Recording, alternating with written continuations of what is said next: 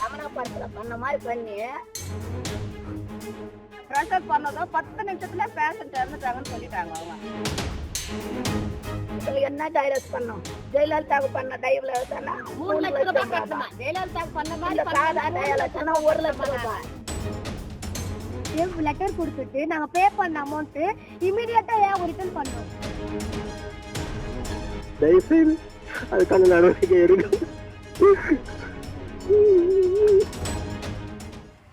திருவள்ளூர் மாவட்டம் ஆவடி அடுத்த திருமுலைவாயில் பகுதியைச் சேர்ந்த முத்துக்குமார் என்பவரின் மனைவி ஜோதி என்பவர் பிரசவத்திற்காக திருமுலைவாயில் பகுதியில் உள்ள தனியார் மருத்துவமனையில் அனுமதித்துள்ளனர். அங்கு அவருக்கு அறுவை சிகிச்சை மூலமாக குழந்தை பிறந்துள்ளது. ஆனால் தாய் உயிரிழந்துள்ளார். ஆனால் உயிரிழந்த பெண்ணிற்கு ரமணா திரைப்பட பாணியில் சிகிச்சை அளித்து நாடகமாடியதாக உறவினர்கள் குற்றம் சாட்டியுள்ளனர். தனியார் மருத்துவமனை மீது உரிய நடவடிக்கை எடுக்க கோரி மாவட்ட ஆட்சியரிடம் புகார் அளித்துள்ளனர். அவங்கள நான் இப்படி கேட்குறேன், ஐயா என் பொண்ணு 1 மணி நேரம் போச்சுடல, ஆனால் உன் பொண்ணு 1 மணி நேரம் 1/2 அந்த டாக்டருங்க என்ன பண்ணுறாங்க, தலைக்கு ஸ்கேன் எடுத்தாங்க, அப்புறம் இன்னொரு ஸ்கேன் எடுத்தாங்க. அப்போ யாரும் உங்கள் சொந்தக்காரால 10 பேர் வாங்க, 5 பேர் உள்ள போய் நிற்கிறாங்க. அந்த பொண்ணுக்கு வந்து உடம்பு முடியல, ரொம்ப சீரியஸ் ஆயிடுச்சு. இன்னும் 3 நாள் அவங்க சரி பண்ணுறதுக்கு நீ பணம் ஒரு 50,000 கட்டுங்க, 10 போன பேருக்கு போட ஒரு 50,000 பணம் கட்டுங்க. 50,000 பணம் கட்டிட்டேன்னா நாங்கள் அந்த பொண்ணு கிருஷ்ணாவில் இதுவாச்சு டயலாஸ் பண்ணுறானே கையெழுத்து வாங்கிட்டாங்க. என் மருமக கையெழுத்து போட்டாங்க, என் பொண்டாட்டி சொல்லிக்கிட்டாங்க. அந்த கையெழுத்து வாங்கிட்டு டயலாஸ் பண்ணல, ஒண்ணு பண்ணலாம், கழுத்துல இங்க இது போட்டு சார் இங்க முடியல, 3 நாளும் நாங்க கவர்மெண்ட் ஹாஸ்பிட்டல் ரமணா படத்துல பண்ண மாதிரி பண்ணாங்க. ரமணா படத்துல பண்ண மாதிரி பண்ணி, அம்மா கொஞ்ச நேரம் இரும்மா உன் பொண்ணு இதுவாகுது சொல்லி நாங்க டயலாஸ் பண்ணுவோம். 3 நாள் யாரும் வரக்கூடாது, உள்ள யாரும் வந்து பார்க்க கூடாது. ஒரு நீங்க என்ன டைரஸ் பண்ணோம்? ஜெயலலிதாவுக்கு பண்ண டைவ்ல தானே 3 லட்சம் ரூபாய் கட்டணும். ஜெயலலிதாவுக்கு பண்ண மாதிரி சாதா டைலட்னா 1 லட்சம் ரூபாய். அப்ப நாங்க கட்டுறோம்னு சொல்லி எழுதி கொடுத்தோம். எழுதி கொடுத்த பேருக்கு எங்களுக்கு ஒரு டவுட், ஒருத்தர் கூட உள்ளையே. ஆல்ரெடி அவங்க இறந்துட்டு இருக்காங்க. இறந்துருக்காங்க. அவங்க இறந்தவங்க உள்ள கூட அவங்க எந்த ட்ரீட்மெண்ட் பண்ணல. கூட்டி போய் எப்படி படுக்க வச்சிருக்காங்களோ நாங்க போய் பார்த்த பேருக்கு அவங்க என்ன பண்ணாங்க, பார்க்கவே விட மாட்டேன்றாங்களே, 2 ஹவர் ஆகுது என்னன்னு பார்த்தா ஐயோ யாருன்னு விட மாட்டேன்னாங்க. லாஸ்டா எங்க மருமகளோட மேனேஜர் வந்தாங்க, 10 பேர் வந்தாங்க. எல்லாம் உள்ள போய் பார்க்கணும். அவர் ஒரு ஆள் விட்டாங்க. அவர் போய் இருமாண்ணா நான் போய் அழுது என் பொண்ணு நான் பார்த்தாகணும், என் பொண்ணுன்னு எனக்கு காட்டுங்கன்னா அங்க உள்ள போய் பார்க்கும்போது என் பொண்ணு கிட்ட ஒண்ணுமே ஒரு ட்ரீட்மெண்ட் நாங்க பண்ணவே ஒரு ட்ரீட்மெண்ட் பண்ணலாம். அது இல்ல அவ்வளவுதான். பொண்ணை பார்த்தோம், அவனு மணி நான் அழுதுக்குன்னு நின்னா பார்த்துட்டு வெளியே கொண்டாந்தாங்க. 5 நிமிஷத்துல என் பொண்ணு சத்து போயிடுச்சு. அப்போ நாங்க போய் கேட்டோம், இந்த பொண்ணு பாடி கொடுத்துருங்க, நாங்க ஜிஹெச் கூட்டின்னு போறோம். அப்படி இல்லைன்னா அப்பாவுக்கு கூட்டின்னு போறாங்க.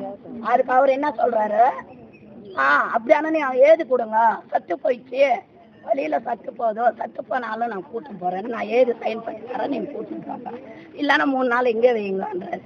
அப்ப நாங்க பிரச்சனை பண்ணதே அவருக்கு பயந்துட்டு நாங்க வந்து ஒரே சொல்லிட்டோம், உங்களால முடியலையா கூட்டிட்டு போறோம், நீங்க பயம் 10 நிமிஷத்துல பேஷண்ட்டுக்கு பிரஷர் கம்மியாச்சு, ஹார்ட் பீட். அவங்க என்ன சொல்றாங்கன்னா ஹார்ட் பீட் நல்லா இருக்கு, ஆனா டயாலிஸ் பண்ணும்போது வந்து அவங்க உயிர் போறதுக்கு சான்ஸ் இருக்கு. அந்த மாதிரி தான் சொன்னாங்க. நாங்க பிரஷர் பண்ணதும் 10 நிமிஷத்துல பேஷண்ட் இறந்துட்டாங்கன்னு சொல்லிட்டாங்க. அவங்க இல்லன்னா உங்களுக்கு என்ன பிரச்சனை கண்டுபிடிக்கிறதுக்கு 3 நாள் ஆகும், இல்லன்னா 4 நாள் ஆகும்னு சொன்னாங்க. 10 நிமிஷத்துல இறந்துட்டாங்கன்னு சொல்லிட்டாங்க சார். அவங்க இந்த 4 நாளே மீடியா போட்டுனே இருக்கோம். அவங்க பிரச்சனை இருக்கு, 4 நாள் ஆகுமா. 6 மாசமா வந்து நானும் என் மனைவியும் செரிஸ் ஹாஸ்பிட்டல் திருமலைவாயல்ல வந்து ட்ரீட்மெண்ட் எடுத்துருந்தாங்க. என் மனைவி 2 வருஷமா என் பிரெக்னெண்டா இல்லாம இப்பதான் வந்து மாசமா இருந்தா. ரொம்ப ஆசையா வேற இருந்தா, குழந்தை பெற்றுக்கணும் அப்படின்ட்டு. அவங்க ரொம்ப கஷ்டப்பட்டு தான் நாங்க வந்து இது பண்ணாங்க. ஆனா வந்து நாங்க 6 மாசமா எடுத்தோம், நல்லா தான் இருந்தா. நாங்க வாரம் ட்ரீட்மெண்ட் எடுத்தோம், வாரம் ஸ்கேன் எடுத்தோம். ரொம்ப ஆசையா இருந்தா. நாங்க போயிட்டு அட்மிட் ஆனோம், நல்லா சாப்பிட்டா, எல்லாமே பிபி சுகர் எல்லாமே கரெக்டா இருந்துச்சு. மேடம் அவங்க செரிஸ் ஹாஸ்பிட்டல்லையும் அவங்க ஜெய்சனும் அவங்க ஒய்ஃபும் அவங்க ஹஸ்பண்டும் 2 பேரும் தான் வந்து நான் பார்த்துறேன், நான் பண்ணித்தரேம்மா, உங்களுக்கு நல்லா பண்ணித்தரேன்னாங்க. அதை நம்பி தான் நாங்கள் அங்கே அட்மிட் பண்ணோம்.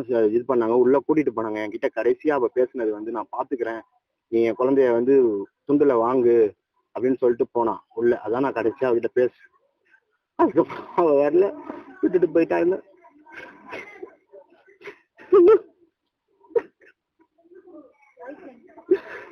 என் மனைவி இப்ப இல்ல. என் குழந்தைய கொடுத்துட்டு போயிட்டான். அவளுக்கு எனக்கு அவன் போயிட்டான். குழந்தை மட்டும்தான் இருக்கான்.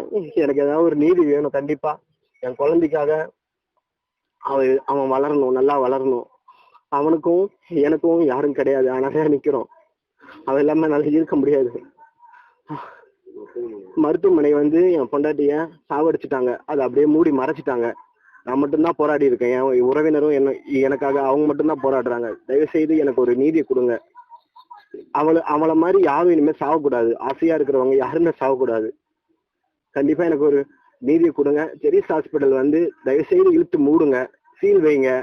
அந்த ஹாஸ்பிட்டல் சம்பந்தப்பட்ட யாருக்குமே பிரசவம் பார்க்க கூடாது. அவங்க அதுக்கு அருகதையானவங்களே கிடையாது.